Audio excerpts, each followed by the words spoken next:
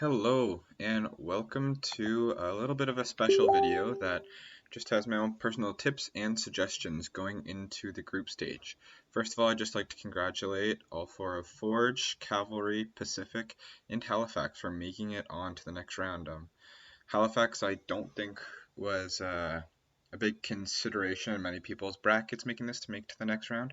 They've played extremely well and have got themselves a spot. A lot of people did predict Forge and Cavalry to make it, but not as easy as probably people thought they were going to. And Pacific with a really exciting last game against Edmonton, a late 2-goal comeback to take the win and book their spot as well. So when I started making this picture for the video, I originally had York 9 in there. And I had to take them out because it looked like they were going to make it until this final week happened, and then they needed a lot of help and just didn't get it. So congratulations to these four, and I'm looking very forward to the group stage. And I just have Wildcard in there because Canadian Premier League Fantasy is giving us a wildcard for this week, meaning we can make an unlimited amount of transfers, not just 3. So people that are paying attention to their teams, because not everyone is going to be able to get rid of any players that are eliminated and bring in players from all 4 of these teams to fill out their squad. So this video is just going to have some suggestions about certain aspects of the game, and choose to listen to them or not. This is my first time playing Canadian Premier League Fantasy. I've played other ones before, so I'm not just throwing this out of nowhere, but again, I could be wrong as well. So the first thing that we're going to be looking at is reacting to the salary changes. So in week 6, I think it was, we noticed that the Canadian Premier League started changing the prices of players. So based on performance, we saw players either increasing in price or decreasing in price. At the start of the year, players were either rated 25, 50, or 75k. Now, if they do well, they're going up. There's some players that are rated, I think, as high as like 90 or 100k, and some have gone down to, I think, as low as 15k that I've seen. So again, depending on their prices, they're going to go up or down. If they're already in your team, you don't necessarily have to get rid of players to keep them. They will just increase the value of your team. But if you let go of them, you're going to have to get that pay that higher price to get them back at any point. So some things that I just want to go over is I found that they're pretty quick with their changes, as they are with most things.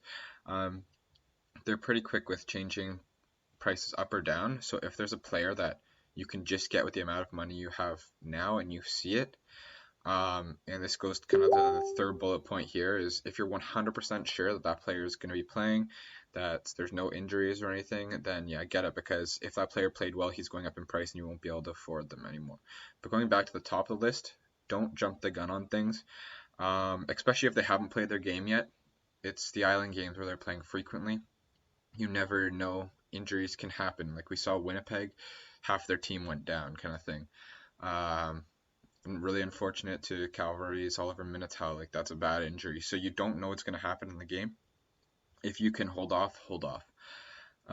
Gather information. If you have One Soccer, there's a couple different shows or pre or after games kind of thing. Like, gather information here. Who coaches might be starting. If you have the CPL app, they have interviews. They sometimes might say whether someone's going to be playing or not playing, or if someone's fit or not fit for a certain game. So those are important, because with the amount of rotation, any kind of help like that is going to be huge. And the last bullet point there is make sure it allows for other plans to occur. If you do think ahead of the game like I do, you need to make sure that the amount of money you're spending on someone still allows other plans to happen. You don't want to spend 80-90k on someone and then realize you can't get another player that you wanted to get. So one thing that I don't know yet is if when you sell a player, you get the whole value of what they are now, or you get a certain percentage of the increase. So if you've played the English Premier League, you get half of the increase. So if they've gone up, say 10k, when you sell them, you'll get a bonus 5k than what you originally bought them for. So, but I don't know how technical it is here. I'm going to assume you just get the full price, but I'm not 100% sure. But just make sure that any transfers you make before you hit that submit button still allows you to keep other plans. Moving on, focusing on the wild card. So not only do we have unlimited transfers now, but we can have up to 6 players from the same team rather than 4 from the original when we had 8 teams in the tournament. So one thing is I'm going to say don't put too many eggs in one basket, especially just with 2 teams. We have 4 teams here that we're choosing for. Don't just pick 6 from one, 6 from another, and hope it goes well, because eventually one of those games is going to feature all of your players. And especially with defenders and stuff, like if you have 4 or 5 defenders from one team and they get scored on, that's all your clean sheets gone right there. But yeah, try to get a good mix. I mean, obviously the better teams get more players from, the worst teams don't get as many players from. I'm going to assume, and it seems like a pretty even field, but I'm going to assume that from the start of the season what people guessed on is Fortune Cavalry are going to be the most popular, and Halifax will probably be the least popular. And based on season form, Pacific will be right in the mix. But who knows, they might surprise us in some ways, we don't know. Second bullet is, this is a personal preference that I'm going to say. Some people might not like this, but pick keepers from the same team. I don't know if anyone's going to try to go 6 players. Maybe if someone's a fan of a team, they're going to try to ride 6 players from a team. But you still have room for 5 other players from one team if you just pick the backup keeper. So I'll just say it right now. For me, I'm going to be picking Henry as my keeper because, one, he's gone down in price because he didn't play last game to 45k. And I'm also going to pick up Man. Now, the reason for that is if Henry, for whatever reason, gets injured or doesn't play a game, or they clinch early, like they clinch after 2 weeks and they just want to give him a rest, they might play Man, who's their backup keeper. So I can still start Henry, and if he doesn't play, I can just sub him out for Man. And it's a cheaper backup goalie spot. There's only 4 game weeks left, and I don't know if we're going to get another wild card before the final. I don't know what's going to happen there. But just covering to make sure I have a goalie playing every week, I just think that might be a good idea to ensure that you have a keeper playing every week. Because if you do get a successful clean sheet in these next couple rounds, that's going to be huge. Because there's only 4 keepers to choose from. Maybe a lot of people will have Henry. I could see a lot of people going for Carducci. Oxner has played amazing, and he's on a team, Halifax, that's going to get a lot of shots against him. So those could be little points picking up there, and every point matters right now. So I don't think everyone will jump on Henry. But some of the keepers from Pacific and Halifax have been saving penalties, where Carducci and Henry haven't. So we'll see about that.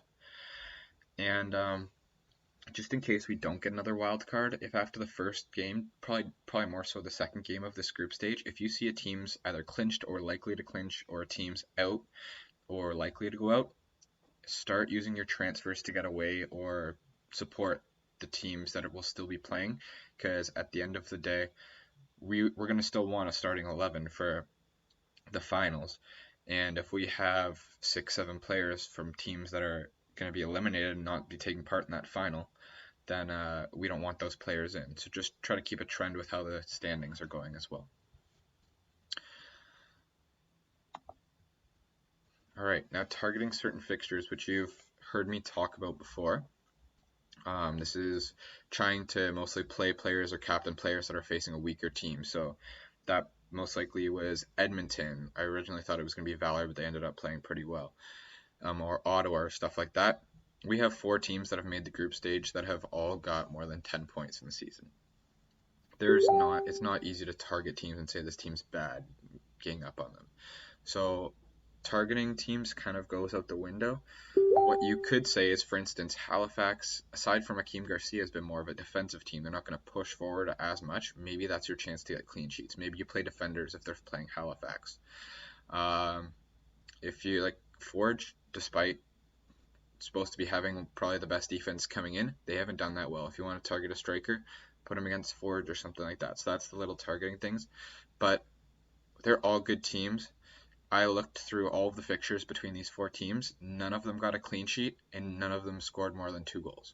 So I wouldn't rely too heavily on your defense and try to pick those certain players that are in form and going to get those 1 or 2 goals in a game, because that's going to be what makes the difference. If you load up like 5 defenders and they get scored on, especially if you have multiple from the same team, that's going to sink you a lot. But I will get to that on the next slide. Not quite, actually. This is the prepare for the final, which is kind of what I already talked about. Have a decent idea of the finals and what it's going to look like. Take out players from our limited teams, and the fact that we don't know if we're going to get another wild card. Sorry, I guess I already talked about that in the previous slide. But yes, only 2 teams are going to be facing each other 3 times, so just be aware of that. And sorry, going to the formation, which is kind of what I was trying to get at, is I'm going to be less defensive. I think I'm going to try to just play 3, max 4 defense every game. Just because 1 goal can take out so many players, and you want those players to have attacking potential, whether it's assists or goals. And have decent sub options. If, like, you don't know if someone's not going to play. So, and I think teams now, there's been a lot of rotation. Teams are probably going to stick with what they know is going to work now. These games matter so much to get to that final. Like, 1 slip up and you could be out right there. Like, even this is literally World Cup style format now, where teams could technically be on 6 points and still not make it. So 1 slip up and it could be big. Have sub options just in case that a player plays a whole game and can't play the next game. They can just come in. Unfortunately, with 5 subs because of the COVID laws, most players that you're going to start will play. But just have good sub options. You have a wild card, you have a chance to build a brand new team. There are players that are underpriced that are good for your team right now that aren't 75, 80k. So try to stick with those. But yeah, I can tell you I'm going to probably be more attacking than trying to pick good defensive players. Hunting the pack, like we're almost at the end. We need to see how we're doing compared to other teams and how to catch up and move up the rank. Some people are at a low rank right now and just trying to look for a more respectable rank. Me, I'm 15th right now and I want to get to the top. So my first point is look at other teams. You can't see what a team's planning to do for the upcoming week, but you can look how many points they got the last week, what players they had.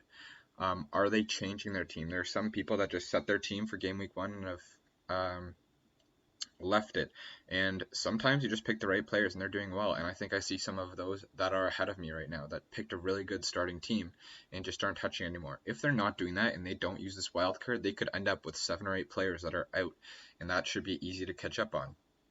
So that's something to look out for. And how can you be different? What kind of players have they been playing? What kind of players do you think they'll stick with? Because you cannot win with a carbon copy team of them. If you have the same one, despite a captaincy, you're just going to get the same points every week. So if you're ahead of people, maybe you're playing just to see who can do the best with a friend. That can be like a kind of like a park the bus kind of idea, is just copy their team and they can't make up any points on you. So if you're like a first place person or something like that, that could be a good idea. If you're trying to travel up the ranks, that's a bad idea. Obviously the top players, like I'm talking players like Bustos or Garcia lately or Mavilla, those are players that you probably still want to have in your team even if other people have them, just because you need to cover those points. You can't let Mavilla get a penalty and not take part in those points kind of thing. So maybe that's like Mavilla will be on my team for sure to cover that, but you do need to find some players that they won't have to help you jump up the ranks. Looking at differentials, so in case you've never heard that term in fantasy, a differential kind of is like the opposite of a Mavilla. It's a player that most people don't have that you hope get points, so you're rising up the ranks with nobody else, or you're gaining spots. And don't just grab a random player just because it's a differential, and especially one that's either not going to play or likely not going to start or hasn't really been contributing at all. There are players that have still been doing pretty well that probably not a lot of people have. So I don't know, one that I could think of that I wish I still had that I started with, Antonio Janssen, I think has scored in like at least 2 of the last 3 games. Potential good idea. He's a midfielder. Forge might get clean sheets as well. And I would never captain a differential, by the way. But a good idea, that could be one. Who's another one? I don't know, maybe someone on like Halifax that, aside from Akeem Garcia, maybe like a Bent or a Marshall kind of thing, a striker up there, not the main one, but could assist Garcia or get a ball from Garcia and put it in. So that might be an idea as well. So those are just some things. I don't know if Trent Campbell will ever end up doing anything. He was expected to. I started out with him, and he's kind of had a flop season, so I think a lot of people are off him and have moved on to Bustos, but maybe another option. And like this I guess slide kind of is like the last slide. Know your place. Know, are you trying to stop people from passing you, or are you trying to get higher? And really, unless you're just competing against a friend, obviously your goal is to be higher unless you're first place. So I think a lot of people should be trying to find a couple differentials just to give them that separation so you can climb the leagues. Because again, if you look at the leagues, you can't pass them if you have the same team as them. And now the importance of captaining. I think this is a super important thing in the Canadian Premier League. Like I said, there have been like a decent number of goals, but a lot of them it's been hard to predict who they're going to come from. Like the players that have scoring haven't necessarily been the marquee names. So VT Martinez scored for Ottawa. Basically nobody had him. Some players from Halifax scored. No one really knew who they were. Anthony Johnson wasn't probably a high picked player. He scored. And yeah, so a lot of people that get scoring points are coming from the Bustoses of the league. Becker, Brown, I bet a lot of people have jumped on now. So sometimes it's not only getting a differential player, but it's captaining the right player, because you're getting double whatever they get every time. A lot of people might have Bustos, but if you captain Bustos, you're still making up spots by his goal, which luckily I did this past week. So you're scoring 2 goals while other people are just scoring 1. So the importance of a captain is huge right now, especially if people are having very similar teams. So yeah, that's kind of what I have to say on captaining. I would never captain a keeper, like I said before. I know I did first week if you look back, but that's just because I had a double game week. And so I thought at least 1 out of 2 games, Henry would get the clean sheet, but that's the only time I'd ever do it. It just puts too much stress on a team not conceding any goals, where, like I said, these 4 teams, when playing each other throughout the regular season, no team kept a clean sheet ever.